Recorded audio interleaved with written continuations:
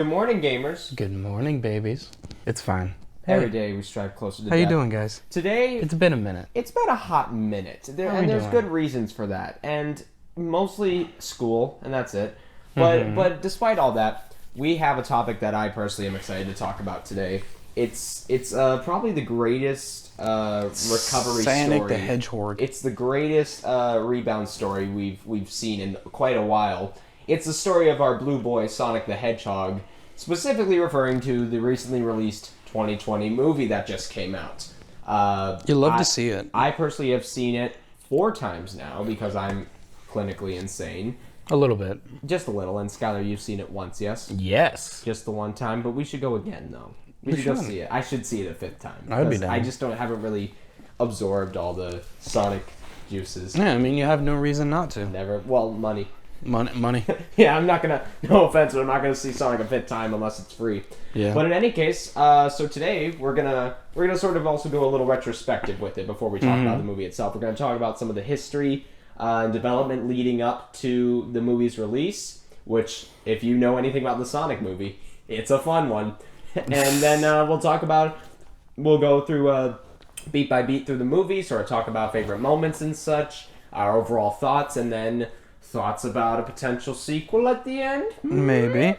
Also, Maybe. I would like to say, just thinking about this now, if the audio sucks, it's because we're recording in our apartment room. Oh yes, this is the first Console Commanders episode in our new apartment. Woo. Everybody clap. Fucking throw balloons and party I don't know confetti how on to the do that screen. in editing, in post. Pew! There it goes. You see that? Pew! Look at that. You're There's a committing balloon there. me to a bit I can't fulfill. It's in the budget. It's fine. We don't have a budget. We have Point is, our room is a little bare at the moment, so we're still getting everything not a in. lot in terms of sound absorption. No, we don't have we just have some echoey rooms, and we're also using our own individual mics for the first time.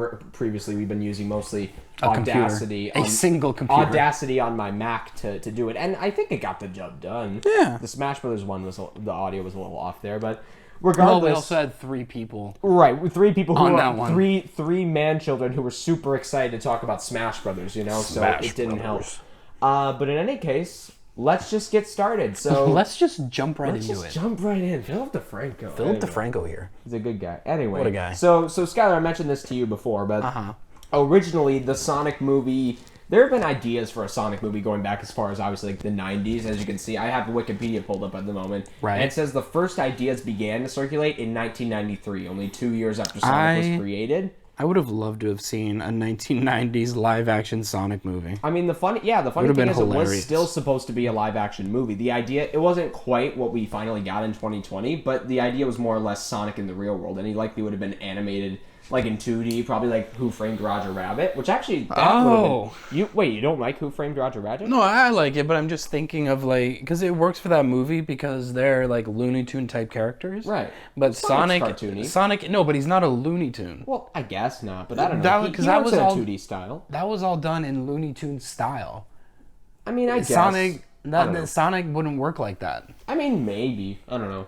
Well, the point is we'll never know because that film never came to be, especially after, as it says here, the critical failure of other video game movies, most specifically the Super Mario Brothers movie. Trust me, That was so bad. when Super Mario fails at something, you shouldn't even try to replicate that, at least not for a while. That was so bad. But apparently, the ideas were floating around for a while, and they got different people to try to work on it throughout the late 90s, early 2000s, but it never really came to fruition, apparently, because, I don't know, it's hard to get people hooked on Sonic the Hedgehog. Unless you're a 90s kid. because that was around the time when it like first came out, right?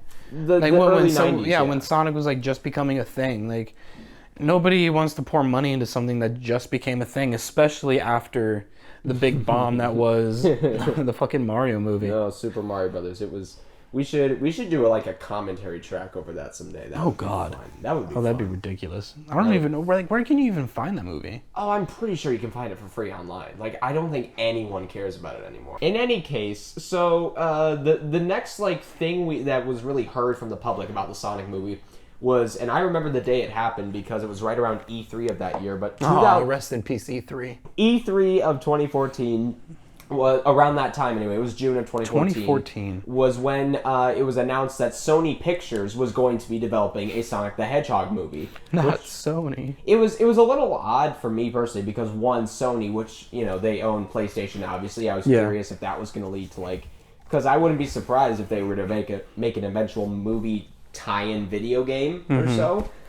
So I would figure, I don't know, when I was back then, when I was at the ripe old age of, how old was I in 14? 15, I was wondering, are they going to make like a PS4 exclusive Sonic game or something when that movie comes out or whatever? But that was, they said you're not going to hear about it for a long time because the movie was not slated to come out until 2018.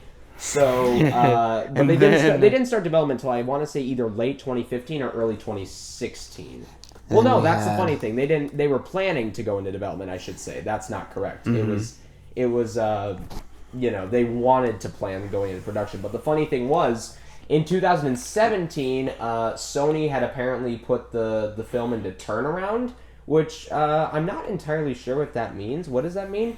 It's an arrangement in the film industry where production costs of a project which one studio or developer has declared a loss on their tax return. Oh, okay. So they basically gave up on the Sonic movie, more or less. Sony Pictures in 2017. Yeah, I guess they just didn't feel it was gonna be financially viable or something. Which I mean, they're wrong, and I'm glad to say now they're wrong. So then Paramount Pictures picked up the movie after that, and pretty much everyone who was on board to direct and produce and everything was the same. For the director, we got Jeff Fowler, who it's his first big feature film. I think he's done a couple of smaller projects, but this Sonic was his first feature film. And then look what I did. What? Oh, it was just like impersonating him. It was like, look at that. Look what I did. Oh, look what I did. Look at that. Look at that Sonic, huh? Are you happy now? No. You little shit. Not the first one. Nope. And then we also had Tim Miller of Deadpool fame actually coming on to, I believe he was producer for the movie, if I'm not mistaken. Yeah. So he helped produce Deadpool. Yeah. So we got a couple of dependable people working on this movie, it looks like. And then as 2017 and 2018 went on, we found out casting for the movie. We found out that good old friend Jim Carrey rose from the ashes. What a guy. Well, not even the ashes, just rose from retirement to come out of his shell and come play a wacky character again, which, trust me, we got good stuff to say about him. We have James Marsden, who's pretty well known. He's coming in to play sort of Sonic's human companion in the movie. His human friend. And the human friend. And then, last but not least, we have the voice of Sonic himself, Ben Schwartz, who is probably best known, I want to say, well, maybe not best known, but most likely best known for his role as John Ralphio on Parks and Recreation, where he is absolutely hilarious. And I never cared about Parks and Rec. You haven't seen it? No, I haven't seen it. I can't.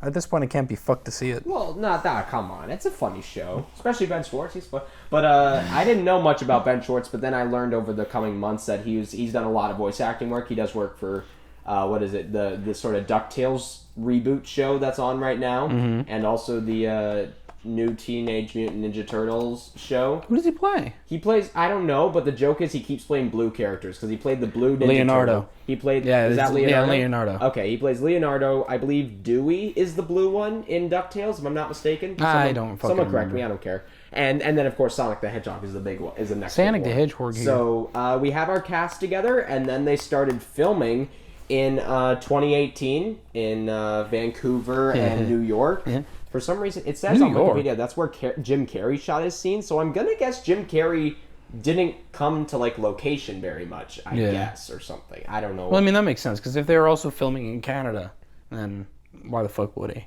Well, yeah, I guess. I mean, he's so well known. He's Jim Carrey, he can afford to. Yeah, there have been scripts that literally say Jim Carrey proceeds to act like Jim Carrey. Really? Yes. Oh, I didn't know that. Yeah, I'm pretty sure that's a real thing. But yeah, there have been scripts in Ace Ventura where he's just Jim Carrey proceeds to act like Jim Carrey. That's awesome. He gets to just improv his own thing. That's awesome. Well, good for him. He's done a lot. So then, near the end of 2018 is when the world got its first taste at Sonic the Hedgehog. Skylar, this is the poster I was talking about. I hate it. They released a poster, which I'll put on screen for editing purposes in post, of a silhouette of Sonic for said movie. Look at those legs. And people were not super enthused. There were a lot of problems people saw with the poster. It was mostly in Sonic's body proportions. If you squint your eyes, you can see that's like a normal muscular guy wearing a big old Sonic head on, like a mascot costume head on him. Is what it looks like. The issues that I'm always going to have is that specifically here is that his legs are very defined by muscles. They look very realistic. The arms too. Everything is just very small. And granted, this is coming off as a Sonic veteran, more or less. I want to say I've been a fan for almost 10 years, so I can say veteran at this point. Right? Big old Sonic fan. I don't know. My first game was Unleashed, whatever. But was it really? It was, yeah. And I love that game. Interesting. I loved it. But yeah, the thing is here is it just looks odd because Sonic's proportions are very cartoony in the games. That's just a fact. He has a very large head with very large hands and feet, but then very noodle-like arms and legs, and a very small torso too. Well, I feel like that was fixed with like new Sonic though, because classic Sonic was even more cartoony, but I like classic Sonic's design. I don't. I mean, I know you don't. It's not that I don't like it. It's just like I prefer modern Sonic over classic Sonic. I don't know. Like his modern design just looks better.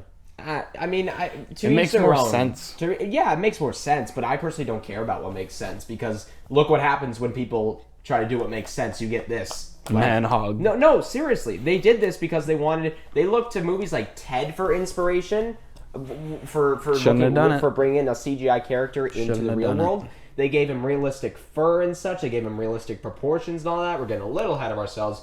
But the point is, people were very wary of the movie from just this poster alone when it was first revealed. And then we didn't hear very much for a while there. And then I believe it was in late March or early April of 2019 is when we got that dreaded trailer that no one will ever forget about. And we got an up-close look at Sonic the Hedgehog's new movie design. God, it's so bad. It's not great. And I'll try... I know everyone has bashed it to hell and back, so I don't want to keep dwelling on it and being like, oh, it's so bad. Look at this. Oh, he's not even wearing gloves. I forgot that. Yeah, they made They made a number of changes. I'll give them this. From the get-go, I don't mind that they wanted to give him realistic fur, blue arms, and...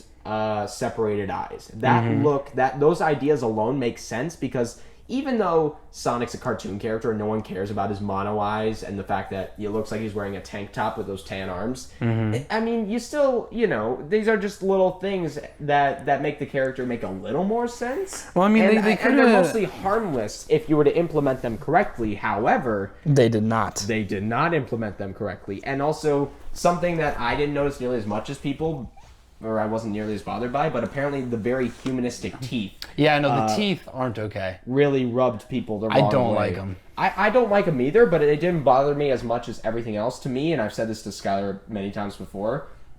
For me, the biggest issue was the eyes, because especially that screaming shot, it doesn't look like he's... I mean, you can maybe guess he's screaming, but that might just be because you've seen the trailer before. Yeah. It kind of just looks like he's opening his mouth for a dentist exam, for an orthopedic visit. Is that right? It's for a dentist exam? It looks like... I mean, look at those teeth. He's got a floss to keep those things nice. They're shiny. I mean, he does floss. We see it happen. We'll talk about that later, you monster. But for me, the eyes are not expressive. I don't see a character in there. I don't see personality. I don't see attitude. Yeah. And in most of like look at this image here is that he just looks bored, honestly. He doesn't look like he's remotely into it. And that was mostly the problem with that people had with this movie upon its first trailer coming out was Sonic's design. There was some I mean, they could have kept the realistic fur and just did it with the design that we got, right? The design that we deserved. Exactly. I personally always kept saying, why don't they just keep modern Sonic's design and just plop him in? Like there's no reason. Well, I mean, yeah. I know he's a cartoon character. Just make his fur look more real. If you're gonna use the modern Sonic design, pop him in, make his fur look realer or more real. And just kind of make him look like he belongs in that world. For the most part, Sonic, no one liked him. basically. liked it. No one was happy with the design of it and the trailer. The trailer, for the most part, I like some of the jokes. Jim Carrey is being Jim Carrey in it, and he was the best thing about it. In fact, back then, a lot of people thought he was going to be the only good thing in the film. I'm so relieved to say that we were wrong. Yeah. It's actually amazing to say. I mean, he's probably the best thing in the film, but it's not by a long shot. It's like if he is the best thing in the film, it's like just a notch above everything else, you know? But more on that later. But they also chose Gangster's Paradise for the song choice. It was so disappointing. It's not a bad song. It's still catchy and such, but it's more like it doesn't make sense. They just picked it for the rhythm, for the beat, for the background track. You know, they didn't really use the lyrics to get the message of the trailer across or whatever. But yeah, for the most part, no one was happy with that first trailer, and the movie was set to come out not long after that, November, I believe, 8th of that year. And then the unthinkable happened. Within the following couple of weeks, Jeff Fowler, the director, announced that not only were they delaying the film now, but they were going to redesign Sonic. They heard the outcry from fans, from the general audience, bullied Paramount, from critics, from everyone. They took all that criticism and they said, okay, we understand. We're gonna redesign Sonic, and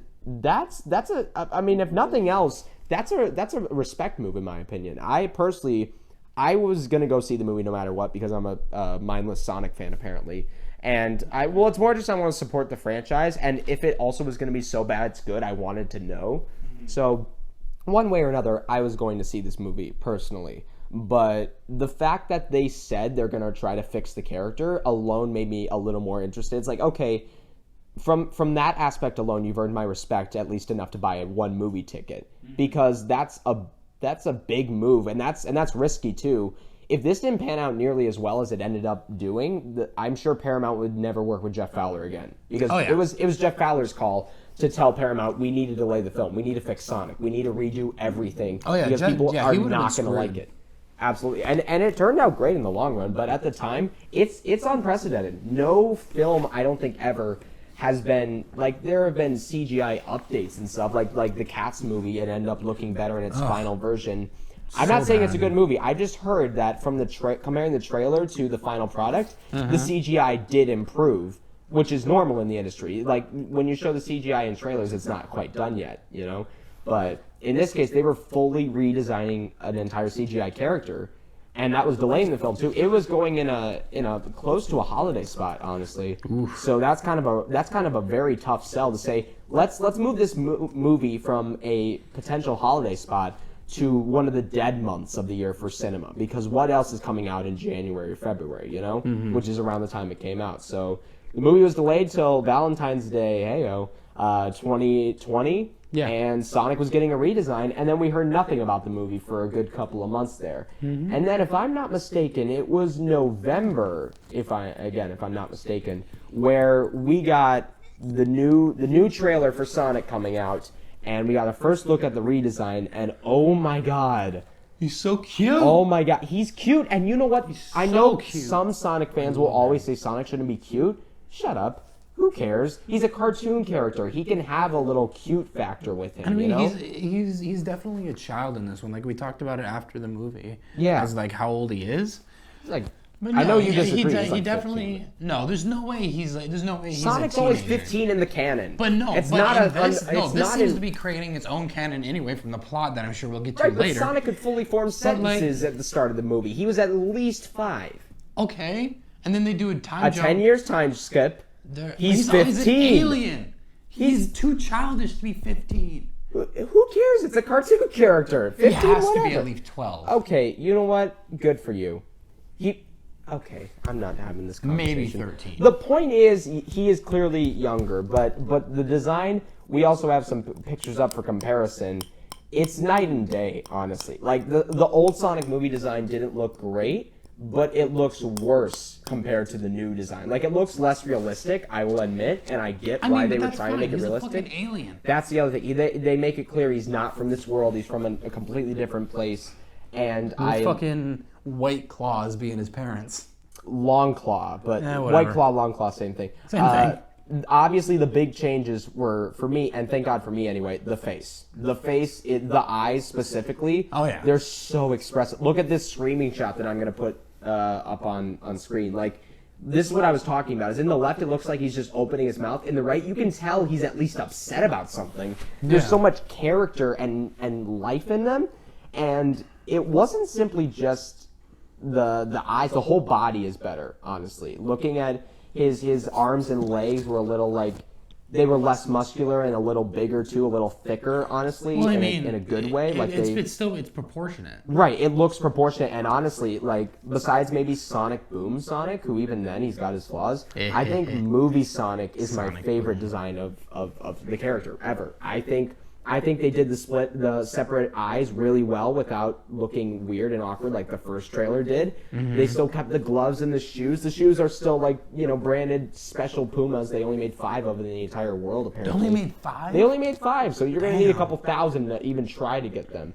But it wasn't just Sonic's design. The whole second trailer was 10 times better than the original trailer. They used Blitzkrieg Bop, a much better, more energetic, much more fitting song for Sonic, with the energy that's going. The whole movie seemed completely different, honestly. There seemed to be a whole new energy going on with the whole movie. The sense of humor was better. It was a lot more. It wasn't trying to be edgy and weird. It was just trying to be lighthearted and fun. And overall, this trailer alone kind of saved the entire Sonic movie because it presented the new design.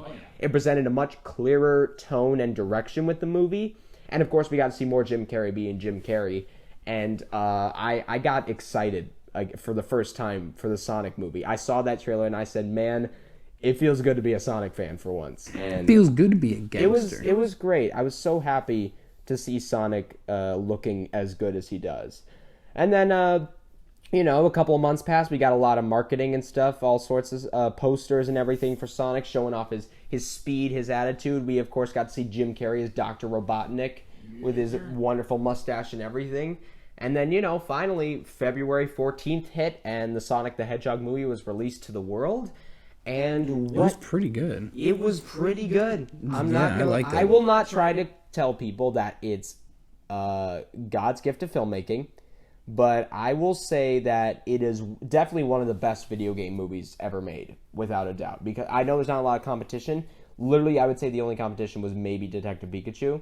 But even though I will admit this, Detective Pikachu had a better premise, because I like that Detective Pikachu kept it within the world of Pokemon. This is the world, and here's the adventure. Yeah, and the adventure was within the established world, also known from the games. But I personally enjoyed Sonic much more. And I might be biased. I'm not a Pokemon fan, to be completely frank. But I felt like, I don't know, Detective Pikachu had its moments.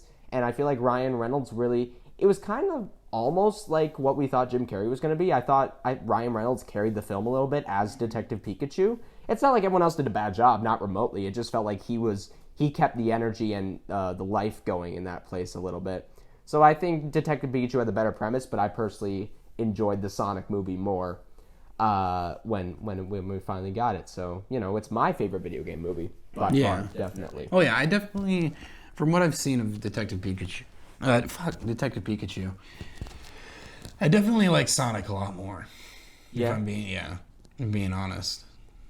Which is crazy, only because not just the Sonic series' track history of being inconsistent with quality in games and stuff, but also the movie itself. It seemed doomed on arrival as soon as we got that silhouette poster and the first design revealed, and they basically rose from the ashes and fixed it. I mean, we found out in recent weeks that really the only thing that they didn't do any reshoots or rewrites or anything. They literally just went back into the CGI studio and redid Sonic's design from the ground up, essentially, and that's all they changed about the movie. And they were able to salvage some of the old animations from the Manhog design. Not all of them, though. They mostly had to redo it.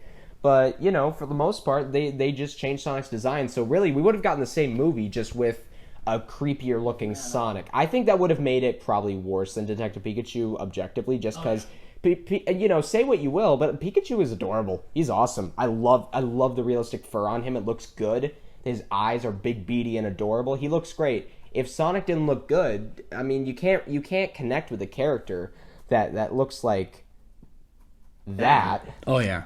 you can't. You can't. You just cannot. So anyway, now that we've covered the build up to the movie, let's talk about the movie itself for a little bit. So, it starts out with what is it? It starts out essentially on Sonic's home planet. No, I lied. It actually starts out with Sonic and Robotnik already in the middle of the final battle. Oh yeah, because they do the dumb looking like. Wow, you're probably wondering how I got here. I like that cliche. I don't know about other people, but it's a guilty pleasure, but I personally like it. But yeah, so it starts out there, and Sonic's like, let's take it from the top, basically, and he narrates a little bit, not very much in the movie, but that we go back in time a little bit, back to when Sonic was just a wee little baby, and I'm gonna say it, Baby Sonic's cuter than Baby Yoda. I like it. No, yeah. You agree? Yeah, I mean, he's cute. I was expecting more. Okay. Yeah, Baby Sonic is adorable. It makes me wonder what Manhog Baby Sonic would have looked like. Oh, God. I try not to think about that. But yeah, we open on Baby Sonic. He basically lives in Sonic's world, as established in the games. He's running through Green Hill Zone again. Green Hill sounds more... Yeah, I don't mind them using Green Hill for A, because it's barely in the movie, but also B, because we've never seen it in a film form before. I'm sick of playing through it in video games where they don't do anything new with it, but that's also a topic for another day. But Sonic's running through Green Hill as a baby, and we get introduced to his caretaker. White named, Claw. Not quite. White Long White Claw. Claw. Long Claw. Throw a White Claw on the screen. Sponsored by White Claw. White Claw. We're not sponsored. We are introduced to Long Claw, who is Sonic's caretaker. We don't get to know what the deal with Sonic's parents are, and not that I care that much, but I'm a little curious now that we see him in his sort of younger, I was going to say infancy, but that's not really, he's not an infant. He's got to be at least 5. Shut up, Skylar. But we open on Long Claw's the caretaker of Sonic, but then we find immediately that Sonic is what is it? That a group of echidnas are trying to kidnap him, which I thought... no. Yeah, I thought that was super cool. I thought for as little representation of Sonic's world and characters from the games they had, that we got to see, like, the Echidna tribe, which, as Sonic fans may know, isn't really in the current Sonic canon anymore. The story was with Sonic Adventure. They were wiped out by chaos, apparently. Every single one of them, apparently. Well, yeah, and Knuckles is the last of them, and that was the interesting thing about his characters. He was the last guardian of Angel Island, essentially. But here we get to see them, I guess, in their prime, and they're trying to take Sonic and use him for his incredible power. Because get this, in case it wasn't clear at this point, Sonic's super fast, and he's got almost an incredible electric energy going on, which at certain points in the movie makes you so much kinetic energy. It makes you think of Thor a little bit, honestly, with the color and everything too. Think so? It's kind of funny. I'll touch on it later, but there's one point near the end of the movie where it looks like he literally has just straight up lightning powers, which I think is a cool idea. Well, no, because that's just like buildup of of kinetic energy and static electricity. He doesn't have lightning powers. It still looks like Thor. He's not like Thor. He's basically Thor. He's not Thor. He can't control the lightning. He's basically Thor. He can't control the lightning. He can Thor. only Skylar, control... I'm not moving on this. He's basically Thor. He can only control his speed, and from the kinetic energy of building up the speed, that's where the electricity comes from. He can't control the lightning and make it like strike somewhere. He's basically Thor. You're a piece of shit. In any case, Longclaw tries to escape with Sonic, but she is hit by an arrow and then crashes and doesn't die immediately. White Claw, no! No, she gives Sonic a bag of rings, which serve as portals. She gives Sonic a bag of crack. No, she does not. She gives him a bag of rings, magical portals that take him to other to Mushroom worlds. World. I thought that was a clever use of the rings because, I mean, it'd be weird if Sonic had to keep collecting gold rings to stay alive the whole movie. But instead... he gets shot with a bullet. Well, it's been a thing since the first Sonic game. There were giant gold rings that served as, essentially portals to the special zones to collect Chaos Emeralds. So the fact that they integrated them as just kind of like Doctor Strange portals almost, that just take you to other locations, I think that's a cool little callback and nod to the classic games that they used that for a while. And then we jump 10 years in the future after Sonic goes through the portal and Longclaw is probably presumed dead. We'll see in the sequel. And then, Sonic's just chilling out in this place called Green Hills. Okay, guys, you are funny. But we open with Sonic living in this place called Green Hills, Montana, where he's basically just the world's fastest hobo at this point. He lives in a cave and he collects stuff and he reads Flash comics. He runs around in a dryer because I don't know, he's in a dryer. He's essentially he's like a fast scavenger, homeless guy, but he's having a good time on Earth. Honestly, he's keeping himself entertained. He plays table tennis with himself. It's fun, and then he gets lonely. Well, right. That's actually something I'm glad they touched on a little bit. Was that Sonic is actually surprisingly lonely in this, which I thought was a cool. As a Sonic fan, again, this is my perspective. But in the video games, it seems for the most part, I heard this analogy recently, but Sonic was basically the cool kid in high school. Like Tails looks up to him. What is it? Metal Sonic, for lack of a better example, wants to be him. He literally claims he's the better Sonic. Like Eggman wants to beat him to show he's better or whatever. Like, and everyone is friends with him. Like Sonic's essentially the cool kid in high school that you never wanted to be because those guys were idiots. And they peaked in high school. Now they're just sad. Yes, they are. But then in this movie, I thought he got lonely. Like especially during the baseball scene. He's trying to basically win the admiration of a crowd that's not there, and he gets so sad, and you really feel for the guy. Like I can relate to that on feeling like you're going to be alone forever. That's actually a really sad point that I thought they actually, like, for a kids movie, let's be clear, it's not like this is deep cinema, but for a kids movie, I thought that was something they did really well, in all honesty. Yeah. Along the way, we're introduced to James Marsden's character. He plays Tom Wachowski. It should be pronounced Wachowski because there's a CH in there, but no one seems to. English is stupid. Yeah, amen. He's the sheriff of Green Hills, and he's, as Sonic says, the protector of creatures big and small, and I guess that's why Sonic has an admiration for him, and he's accepted by the San Francisco Police Department because he wants to be bigger than a small town sheriff. And, it looks like he's moving on to greener pastures and such. He also has a wife, I think her name is Maddie. Yeah. Played by Tika Sumpter, who, she doesn't do much in the movie, really. She just, she's more there for Tom to occasionally interact with. She heads to San Francisco with their dog, Ozzy, early in the movie, so that, they're waiting for them when he gets to San Francisco. They go look for apartments on Zillow, and that's something we could talk about. The product placement in this movie is not remotely subtle. There are two, I guess three if you count the... I found apartments on Zillow. There are technically three placements if you count the Puma shoes that Sonic gets near the middle of the movie. But you can barely tell those are Pumas, to be honest. Like, there's a tiny orange tag on the top of them where you can technically make out the Puma logo if you know it's the Puma logo. But since they never say, oh, they're Pumas, or they don't make it clear they're Pumas, I barely count that one as product placement, even though it literally is product placement. I don't think it's bad. In fact, I think it's fine, whatever. You can't really tell. A newcomer to this movie won't say, oh, that's product placement. They'll just say, okay, Sonic shoes, whatever, move on. Show us more flossing. More flossing. But then we have the drop of Zillow where Maddie's looking for apartments, and it's shot like it's a commercial, honestly. And the way she said it says, "I'm looking for apartments using Zillow. Go to Zillow.com and enter the code Sonic the Hedgehog to get 10% off your first order." I don't know how that works with apartments, but in any case, it's very unsubtle. And then there's the use of Olive Garden, which is it's so funny. As so dumb. Blatant as it is, it's so dumb. It's really funny. Personally, I think it's very funny because basically Tom and apparently the entire U.S. government are all obsessed with Olive Garden because they mentioned like Tom has the Olive Garden app. At one point, he's like, "When you're there, your family." And then they just love Olive Garden so much, I can't help but laugh at it. It's just genuinely kind of funny.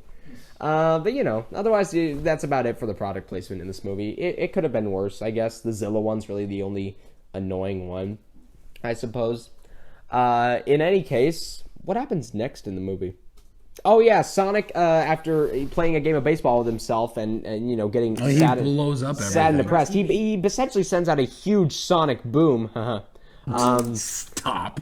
A huge sonic boom that apparently knocks out all power in the what is it, northwest coast of America, I think. Stuff. So the government, gets insanely intense about it, and they're like, "Oh my God, we get terrorists!" They're like, "What, terrorists?" And for a while, they do genuinely assume it's terrorists that are doing this or whatever. So they decide that for what, they don't know if it's terrorists or not. They don't know what it is, just something this powerful. They're like, we're going to need to bring in the big guns. And the big guns are Dr. Robotnik and his group of drones and Agent Stone, who doesn't do much in the movie and kind of vanishes near the end. But that's okay. We love him anyway. So they bring in Dr. Robotnik to basically take over the whole operation and use his drone tech to start searching for whatever set off this incredible, powerful blast. And from the get-go, Jim Carrey's amazing in this movie. He is living it up. He is basically 90s Jim Carrey again. He's having a good time. Great time. He's having fun with the role. And with interviews and stuff, he sounded like he actually kind of did some good character work with it. He tried to find the points that would create someone like Dr. Robotnik. Like, he would find the ego and the intelligence that would all lead him to be that kind of mad scientist who, he's kind of insane, but he's also brilliant at the same time. He's just capable of doing so much. So he did good work, and he is absolutely hilarious in this movie as well. He's so great. Yeah. Did you like him, Skylar? Oh, I love Jim Carrey in it. He was just Jim Carrey having fun, being Jim Carrey. Yeah. Especially like when we first meet him. He's like, who's in charge here? And, He's like, but it's me. But I'm in charge. I want to. Agent Stone? The doctor thinks you're basic. The doctor thinks you're basic. Moving on in the plot, he tracks down the creature to Tom's house, who, Sonic catches wind that the government's coming after him, so he tries to escape with his gold rings. But apparently it's not safe for him to kind of stay put as he does that, so that, they'll follow him through. So he runs to Tom, the Donut Lord. He runs to his garage. To escape, but then we get that famous scene where Tom hears him. He comes in with a tranq gun and he looks at Sonic, and Sonic goes meow, and then they scream at each other, and Tom shoots him. So dumb. Sonic he accidentally reads Tom's shirt that says San Francisco, since get this, Tom's excited about going to San Francisco. And a portal opens. Sonic accidentally, because he has a gold ring in his hand, he accidentally opens a portal and drops his whole bag of rings into San Francisco on top of the Trans-American building. Sure. And then it closes up, and then, now Sonic and Tom are kind of in on this together. An initiate movie plot here. Right, there's the plot. And then after that point, Robotnik tracks him down to Tom's house, and the scene is great, but he eventually finds Sonic's quill that Tom picked up earlier, from what is it? Tom was working at a speed trap, and because there's nothing going on in Green Hills, Montana. Oh, imagine so he's that. bored as nothing else, so he went out and he found Sonic's quill, which has a blue energy to it, and Robotnik found it and was ready to kill Tom, and if he doesn't tell him what's going on, and then Sonic pops out and Tom socks him in the face, and then they take out the drone and they start on their great road trip to get to San Francisco. Mm-hmm. And then, the one point in the movie that some people like to bring up is, why doesn't Sonic just run there? And, my defense is going to be that he doesn't know where San Francisco is. And that's the point the movie points out, too.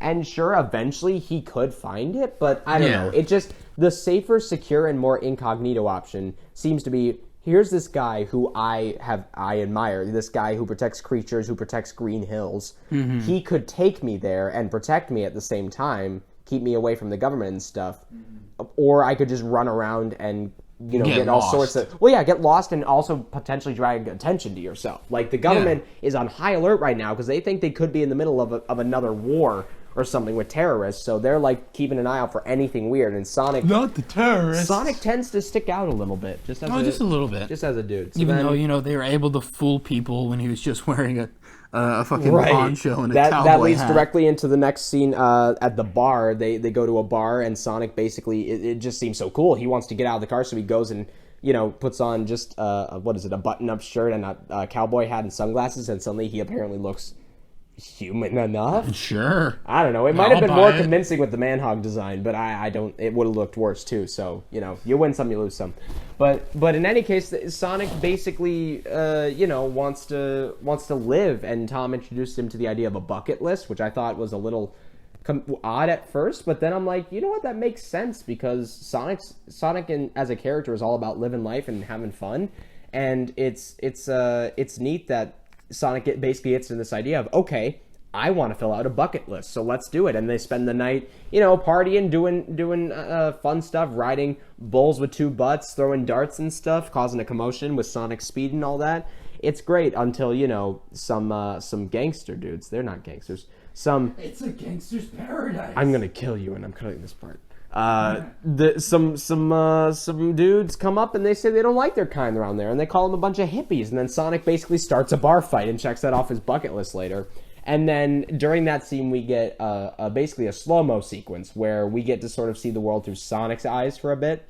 As everything's slowed down, he's still kind of at normal speed or so. He's faster than everybody, obviously. And a lot of people compare it to, like, the Quicksilver scenes from X-Men First Class. Oh, right. And I've never seen X-Men First Class, so I can't... It was pretty good. I can't... Yeah? Were those scenes kind of similar? Yeah, I would say so. Yeah. But as someone... Yeah, because there's the whole scene of him saving everybody from the mansion. Mansion. Okay. Well, not everyone can be original, I guess. I don't know. As someone who hasn't seen X-Men First Class, I can't say much on it, but I personally love that slowdown scene so much because it's just so Sonic. Like, you could see him, because at one point he's like he's having fun, and then he's like, oh my god, Tom's in trouble, so he like gets him out of there, and he even gets him a beer real quick while he's there you go, buddy. He's messing everybody up. No, Sonic decimates pretty much everyone in that bar. They knock all of them down, wrap them up in toilet paper. Imagine that the hyper fast alien takes down all those dumb humans. Yeah, who would have guessed, huh? Wow. And then, obviously they hit the road, and Robotnik keeps tracking them down and such throughout the movie. And then eventually, I'm trying to think of the next big plot point we get to, but more or less the next thing that happens is, the big thing is, we get sort of a road chase scene between one of Robotnik's bigger badniks, which they are called badniks in the movie. They have a little switch. Mm-hmm. You know the part where Robotnik knocks out the power in his truck? And then he opens the electric panel to turn it back on. There are a couple switches, and above them is a Badniks label on it. So canonically, in the game, the movie, they are called Badniks, and that. Yeah, I wouldn't worry too much about movie versus game canon. No, I wouldn't. The movie is making its own canon. No, I know. I just think it's a cute detail, is all. Because they don't really call him Badniks anymore in the games. So the fact that and they don't make a big deal out of it too. There's just a label. If you happen to catch it, Badniks, good for you. If not, whatever. Life goes on. But anyway, they sort of Robotnik tracks him down. They have a little fight on the freeway. I think the spin dash, they pull out Sonic Spin Dash for the first time. That was cool. That was really cool. That was awesome. The one of the few salvageable things about Sonic in the first trailer, the Manhog trailer, was that the Spin Dash looked really cool. It was bright and full of energy, and it knocked the thing over and decimated it. And Sonic gets to floss for his victory dance after that. And I don't know. It was so bad. Some people don't like it. I don't care that much. I mean, Sonic's a kid, and what do kids do? They do annoying dances, so I don't know. I can live with it enough. Whatever. But in any case, the fight continues, and then I love how every time they destroy one of the it's a big Badnik, and then a little smaller one pops out, and then another one small pops out, and then one more tiny flying one pops out. It's like one of those Russian nesting dolls or something that just a little one keeps popping out. And then eventually, they get rid of the robots, but then one of them is a bomb and explodes and actually knocks Sonic out. The poor guy. Oh, that was rough. Yeah, that was rough to Sonic watch. Was so happy. He's like, nailed it, and then it blows up behind him, and it kind of looks like he's dead, to be honest. Oh yeah, no, it looks like he just dies. So then they complete the rest of the trip to San Francisco, and they meet up with Maddie again, who is a veterinarian. So that's probably another reason Sonic likes her too. Both her and Tom, is they're real nice to Pretzel animals. lady. And calls her Pretzel Lady because she does hard to do yoga poses. Yeah. And then they bring Sonic back with some smelling salts. That's because that's what saves you from getting hurt and bruised and stuff. But well, they just woke him up. Yeah, I guess you're right. So Sonic could have been in pain, but they never dwell on that. And then, Maddie agrees to help them get to the Trans-American building. And even then, her little, I think her niece, because it's her sister's daughter, her little niece who's staying with them because they're staying at her sister's place, who gets tied up and held for ransom. What? Basically, the little girl gives Sonic his classic shoes. It's the so red cute. And white ones, and it's a very cute scene. And she's like, so you don't hurt your feet anymore, because that's the other thing, is that Sonic's for most of the movie, Sonic's essentially just wearing like two random sneakers.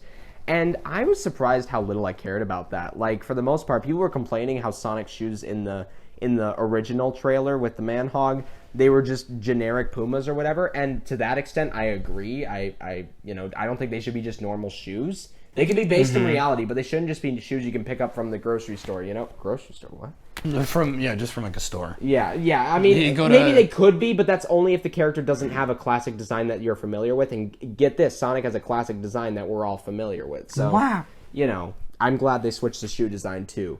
But yeah, Sonic's wearing like 2 random white sneakers. They're not even the same pair for most of the film. Yeah. And get ready, foot fetishists, because we briefly see a peek of his feet. We briefly see Sonic's feet, and honestly, I'm not weirded out by them. I think they make sense. I think the fact that Sega and Sonic Team try to avoid showing Sonic's feet or remotely discussing them as much as possible. Show me his feet. Well, no, the fact that they try to avoid it makes it weirder. Honestly, if they just came out and said Sonic has furry feet, whatever, he's a hedgehog, move on. Because like hedgehogs have furry feet, and Sonic basically has like, I would say like the soles of, what is it, like his toes and the ball of his foot or whatever, they're like skin colored fur. Well, that makes sense. Well, right, but that's it. Like those parts they're furry, and that's it, and that's all that matters. And it sounds weird. I'm not like into feet. Trust me, that's weird. But, he's into feet, guys. But what I like is that they actually went like you said, they're building their own canon, and they're not afraid. Like, yeah, he has normal looking feet. He's got fur on him. Whatever, move on. And you got to see, like, you've kind of felt bad too, because his socks and shoes are ripped up and have giant holes in them. And that makes the scene where the little niece gives Sonic his classic shoes all the better. It's really cute. So anyway, after that point, what is it? They all run up to the Trans-American building, and after Tom abuses his power as a cop to lie to the person and say, we got a suicide jumper at the top of the building, basically. Let me up there so we can talk him down. Sonic gets all of his gold rings back, and even though he doesn't want to go home, and that's actually kind of sad, is he feels like he has a responsibility, not to put more people in danger, that he has to go home so that more people don't get hurt. But before he can go home, good old Dr. Robotnik shows up. Kind of forgot about him for a second, but that's because he had a little dance scene with analyzing Sonic's quill. Yeah, in his lab. Yeah, it's not that I want to jump over it, but it's Jim Carrey being Jim Carrey, and he just has fun with it. He pretends to ski, pretends to get his head chopped off by a dinosaur for some reason. I don't know, maybe Robotnik's a big fan of Jurassic Park or something. But, he starts using the energy in Sonic's quill against him, and he's able to go nearly as fast as Sonic. Yeah. So, even though and then Sonic... they chase each other around... San Francisco, right? Yeah, not after, of course, throwing Tom and Maddie off the roof and try an attempt to save them, because that was really funny when he did that. When he's I know exactly what to do, and pushes them both off a building. Obviously, his plan was to we see the sort of the slow-mo effect again with Sonic, that they he sort of, as all the drones are shooting missiles and bullets at him, he just kind of tosses them to the side and starts blowing up drones one by one. But that's also when Robotnik, activates the quill energy, so he's able to keep up with Sonic. So, after Sonic throws a little ring portal to save Tom and Maddie, throw him right back into Green Hills, because, if Sonic has taught us anything, you cannot escape Green Hills. You cannot escape Green Hills. You cannot. So yeah, then we get back to the point where the movie starts. Sonic and Robotnik are in the middle of a big old chase, and I really like that chase scene. It's cool how it all works, all the fun things they do. There's a little Smash Brothers reference in one of the poses Sonic makes, and I know that was perfectly intentional, because the movie was delayed, and it came out well after Smash Ultimate, so it was completely intentional. Mm-hmm. A little detail, I don't know if you noticed this, Skylar, but when Sonic's running through San Francisco, the part where he slides under the truck and there's a big explosion behind him and stuff? That truck has a what is it, like an advertisement for traveling to France on it. And then what's the next location Sonic ring portals to is France. Is France. And I thought they don't do that for all locations, but I think that's a cute little detail. I like to point that out. Oh yeah, definitely. And then they travel to the Great Wall of China. I don't know why Sonic thinks that's gonna get rid of them, but maybe just a single. Oh no, because I think he just did that so he can, because he says it in the movie, because he says so he can really open up. Open up the throttle so he can just go and see if he can... Oh, you're right. That's what he means. I thought he meant open up, bigger road. It's like, no, San Francisco... Well, actually, San Francisco's probably crowded, too. But that makes way more sense. I didn't realize that until now. Thank you. Yeah. Just go full throttle. Yeah, full throttle. But even so, Eggman's still able... Eggman, that's Robotnik, that's not Eggman yet. Sorry. He is technically referred to as Robotnik in this movie, which I appreciate. Mm-hmm. Although... We get a couple of egg drops. God, You're really on those eggs, aren't you? I really like them eggs. We get a couple of name drops where Sonic refers to him as Eggman for the rest of the movie after he sees his floating drones, because they do genuinely look like eggs. He says, your flying eggs are pretty impressive, Mr. Eggman. And then, every time Sonic refers to him directly for the rest of the movie, he's calling him Eggman. And I think that's a great way to do it. Call the character Dr. Robotnik, because that's his name. But Sonic and probably future characters we won't talk about quite yet, but other future Sonic characters will also call him Eggman, but his name is Robotnik. I like that detail. I think that's a good way, because that's the whole thing, is that they named him Robotnik in the West for some reason, because Eggman you can't take seriously, but then they change it back to Eggman anyway. Why would you bother? But whatever. In any case, I like that integration of Eggman. It felt natural, It didn't feel like, oh guys, look at us, we called him Eggman, are you proud? It's like, no, they just do, whatever. And then, he chases Sonic to the desert, and, they run around on the pyramids and stuff, but then Eggman gets a good shot in on Sonic and, basically almost kills him. And they return to Green Hills, because Sonic throws yet again another ring portal before he gets hit. And the Donut Lord, our boy Tom, gets one more go at Robotnik, gets a couple of good hits on him. Yeah. But, it's not enough, because get this, the guy with a flying drone army is kind of hard to beat. But, and then it looks like Sonic's dead, but then, we pull out the great final cliche to resurrect him, is that Tom, goes on for a little bit about how he's his friend. And he's his friend! Yeah, it was cheesy, but I also don't care, because they set that up well in advance in the story, that Sonic is lonely and he wants to make a friend. That's one of his bucket list items that you see at one point in the motel. Is he does want to be alone, and I don't know, it's cheesy as nothing else, but I love that's sort of what gets him going again, is knowing that he has people by his side. And so they have one more little scuffle. Sonic stops running. He finally faces Robotnik down, and he takes him down. He blasts him like nothing else, just demolishes his little flying pod there. And the Donut Lord throws a portal to the Mushroom World to get him through. Sonic knocks him back one final time, and Robotnik is bye-bye, gone to Mushroom Bye, Land. Robotnik. See you in the Mario movie, because get it, mushrooms? I'm not funny. You're a piece of shit. Anyway, and that's the end of Robotnik in the movie for now. So then, we cut a couple days ahead, and Tom decides he doesn't want to be a San Francisco cop anymore. He kind of wants to stay in Green Hills. He feels at home there, and realizes he can still really help people there. Like Sonic gets mad at him because he tells him he wants to leave Green Sonic Hills. pops off on him. Right, he does. Said, he gets hey, mad. You're a douche. And he's like, why would you want to leave Green Hills? It's great. And Tom wants to do more. And Sonic's like, you could still do more from the same place, from your home, And so Tom kind of comes around on that. The government makes a stop by their house to thank them for not saying, hey, guys, we found LMAO. We found a blue hedgehog alien. Isn't that cool? And they give him the $50 Olive Garden gift card because the entire U.S. government is obsessed with Olive Garden, I guess. I don't even care. Everybody As I loves said Olive before, Garden. it's funny. And then, then we find Sonic's kind of living with them now, but then they present to him his own little room in the attic now, and it's built almost exactly like his cave from the beginning of the movie, which I thought was actually really cute, because you could see back when Sonic has to leave the cave, you can see that Sonic is sad to leave, because he's lived there for 10 years. That's probably the most consistency he's ever known in his life, and he's being forced out of it again because of Robotnik's drones. And he's clearly sad to leave. And then when he sees that, like, his beanbag chair and his fun cowboy hat, all of his comics and stuff, he gets a cute little race car bed, too, which, as a Sonic aficionado I am, that is a reference to the comics where he has a race car bed, and it makes sense. It's Sonic. Yeah. It makes sense. It's a cute detail. Yeah. He's just so happy, and he's so like a kid again. And it was one of the most endearing scenes in the movie. I loved it. Oh, definitely. And then, then the movie ends. Yeah. Or does it? Dun, dun, dun, dun. We get a pre-credit scene. I'm willing to call it that because we get the movie's title again after Sonic gets his new home or whatever. So I'm willing to call it a pre-credits scene where we see Robotnik in the Mushroom Land, and he's apparently he's going insane and shaving his head. So now he looks even more like classic Robotnik.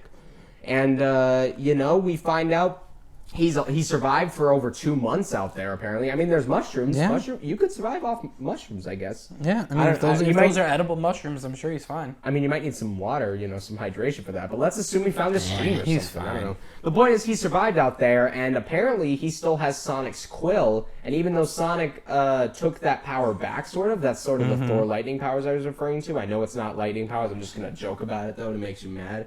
Sonic kind of, has lightning powers again. And he doesn't have lightning powers. He basically has lightning powers. He produces. He takes the energy back from his quill, but apparently Robotnik, despite that, has power in the quill as well. Mm-hmm. So he's going to use that to probably. It was established earlier in the movie that the quill has unlimited. Oh yeah, energy. you're right. It's a limitless power. Sonic just took some of it, I guess. I don't know. I mean, I don't even know if he took it, but he might have just tapped into he probably the made more it power unusable. he has. Yeah, no, he probably just quills. shattered it and said, no, you can't use that anymore. No more speed. You're not running and neither am I.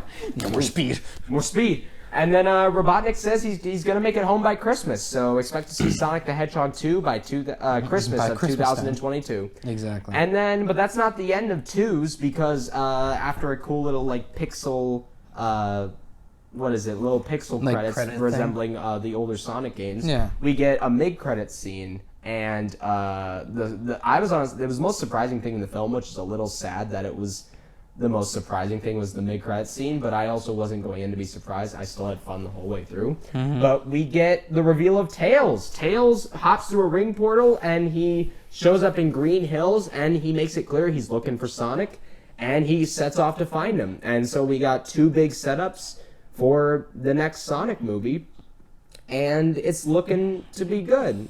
So yeah, Skylar, final thoughts on the whole movie as a whole. Sorry I talked most of that, but no, I mean I liked it, and I really hope we get a sequel with my boy Shadow the Hedgehog. Shadow the Hedgehog. No, I mean I definitely expect a sequel, and whether it's a Knuckles sequel or a Shadow sequel, we'll see what happens because Tails looks very concerned. Yeah, Tails is there for a reason. He is determined to find Sonic. He looks more concerned than it would be if it was just an echidna thing. Right. But there's something happening. I want to say Shadow. Right, and I expect to see Shadow, to be completely honest. Whether it's in the entire movie or just post credits. I feel that's likely going to happen. That I feel like I've said this a couple of times after I stopped stuttering like a fool. I feel like Robotnik, however, whether it's before or after he gets back to Earth, because he'll get back at some point, I feel, unless they end the next movie with, basically Sonic and friends fighting Robotnik permanently in Sonic World, which would be a nice setup for, a future universe.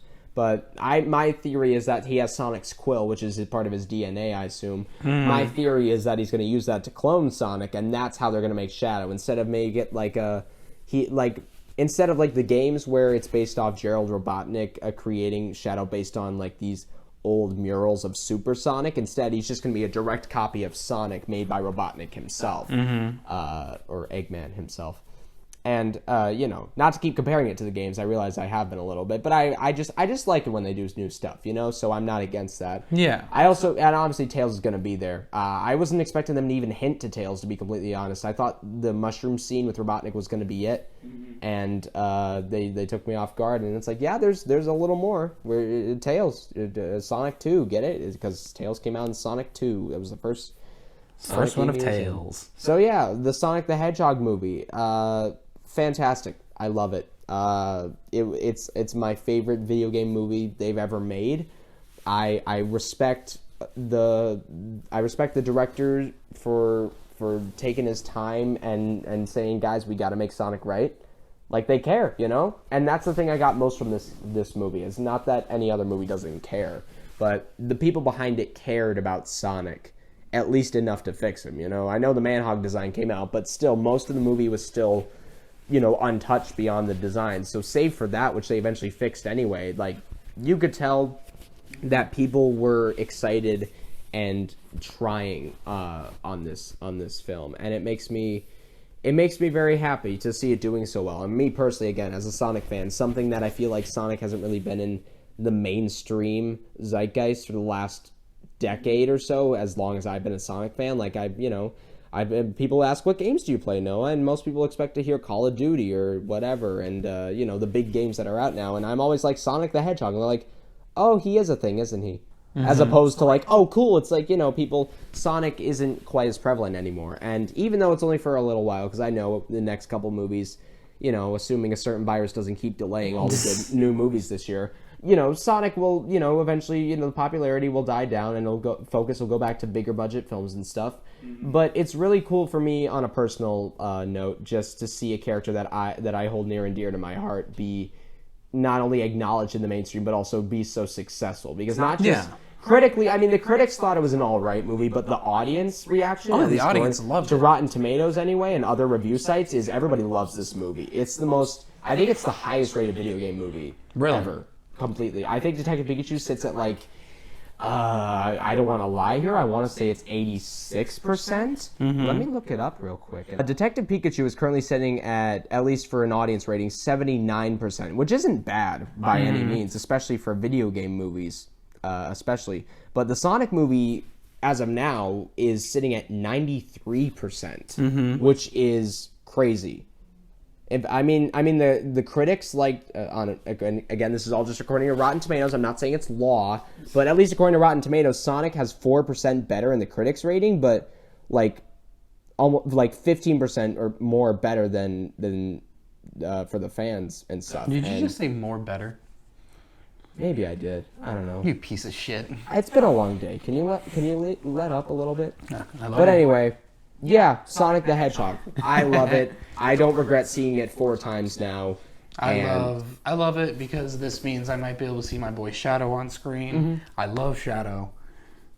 For no reason. The only Sonic game that I ever really remember playing that I really liked was Shadow the Hedgehog, which I loved it. It was fun. It was stupid. Looking back on it, it was a stupid fucking game. Oh yeah. But I don't know. I had fun with it. It was a nice little thing. To each their own, Yeah. And yeah, hopefully, I do hope we can see Shadow. I think there could be a cool, actually interesting character foil between Sonic and Shadow. Is maybe basically Shadow can be a mirror of Sonic if he didn't have friends, so to speak. Shadow could literally be, that's the joke is that he's Sonic's shadow, but literally he could be a dark reflection of Sonic. Yeah. If he didn't have Tom and probably Tails in the next one, if he didn't have people to encourage him and keep him going. And, I think that would be really cool to see. Yeah. On the topic of future ones, before we wrap up here, there's a rumor going around that there are plans currently. This is just a rumor, so, we won't take its word for it, but let's play with it for a little bit. Let's have fun with our imagination. There's a rumor going that they're planning to do a trilogy of Sonic movies, and they might even do a Dr. Robotnik spin-off. After all that, and I don't know, does that sound interesting to you, Skylar, at all? Yeah, three more movies in the Sonic the Hedgehog cinematic universe. Yeah, no, I would say so, because then they can introduce the big 3 group of Sonic, Tails, and Knuckles. Yeah, no, that's my theory. Yeah, and then Shadow, and then Shadow. He's always been more of an anti-hero, so he probably won't be part of the core team, but. That's my theory has been since I heard that rumor that, okay, they're going to they can probably just sort of retell Sonic 2 and Sonic 3 with the next 2 movies, because I don't know, there's not much to retell with Sonic 1 in terms of plot. Sonic goes through zones and fights Eggman, and that's it.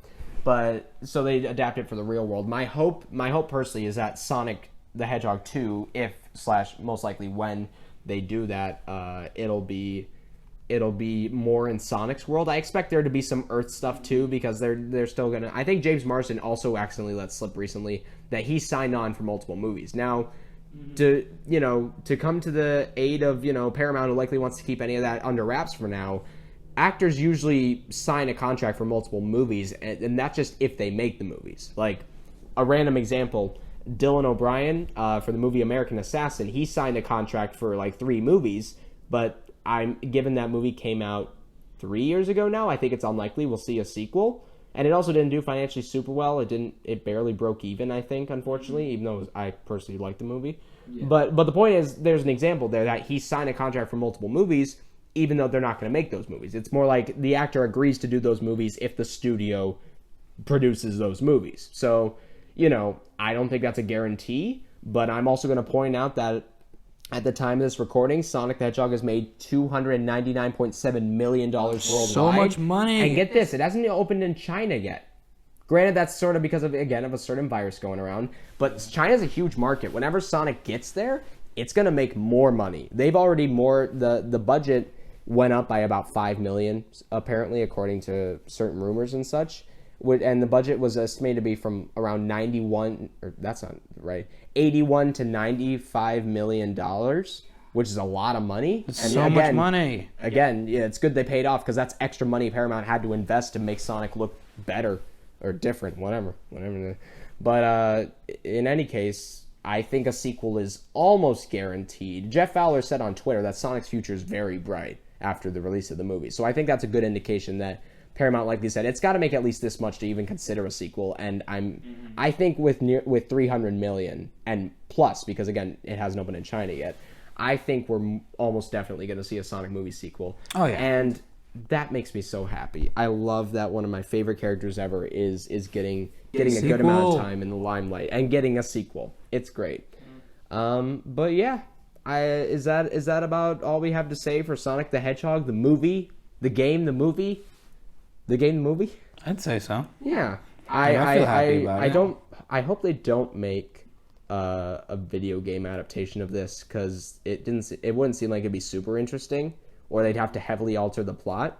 What I will say though, if next year for the 30th anniversary they announced they were rebooting Sonic again, but they went with this new movie design, I would not be upset at all. As I said earlier, Sonic's movie design is now my favorite design of the character ever.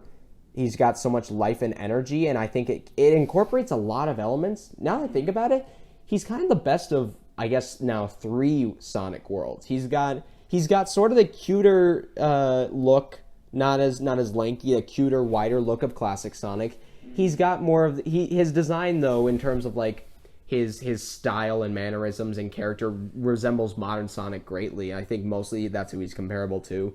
And then, it's a little detail, but the blue arms are absolutely Sonic Boom. That was the first Sonic thing redesigned to actually incorporate blue arms. So, I think this is my favorite design for Sonic, and I would be okay if this took over as the main design. I know it won't. I know Sega will trying to keep cramming just the same modern Sonic and classic Sonic stuff down our throats, but we'll take it because we're good little boys and girls. Wait. Don't look into that. You can't say that.